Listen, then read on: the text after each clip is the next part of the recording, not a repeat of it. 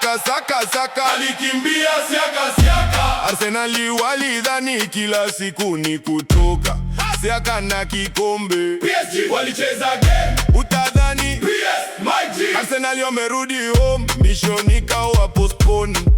Walijaa matumaini, mashabiki wakapiga kelele, wakasema